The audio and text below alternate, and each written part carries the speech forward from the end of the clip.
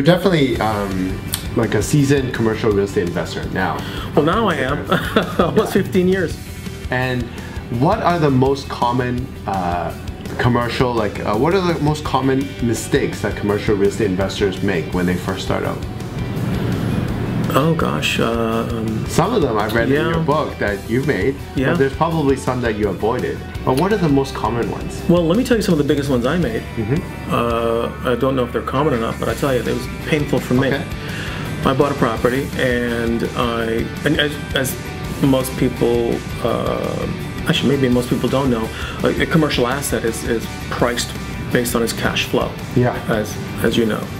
And the greater the cash flow, the greater the value. And what a lot of people do is they tend to bump up the face rates of their leases, meaning greater cash flow for the building. And to make up the difference between the face rate and the real rate, they often give free rent, or they give tenant improvements that are above market, and so on. And I made the mistake of believing that the rates I was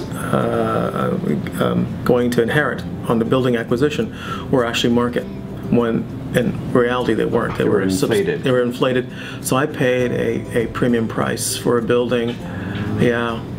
However, here's the good news. And this was in the United States. And in the United States, it's growing by one person every 18 seconds.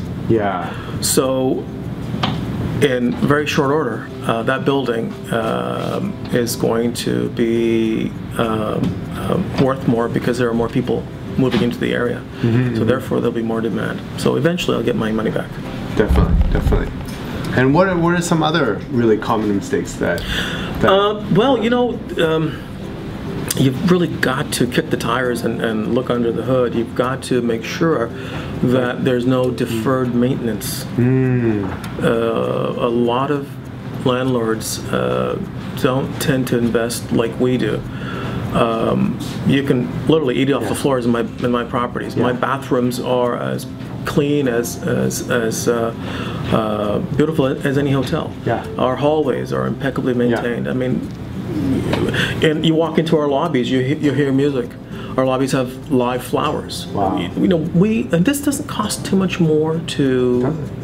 Now there are people that will not invest that kind of money, will not keep their elevators maintained. They might stretch out the maintenance schedules. They might defer some routine things, and eventually, you know, usually bites them in the back end. Eventually, it bites them, or it bites the buyer that buys a building, thinks he's getting a deal, but all of a sudden the roof goes, and there's you know, $5 million right there, or whatever it might cost. Same rules apply in residential real estate. Same rules. If you take care of your home, it's better for resale.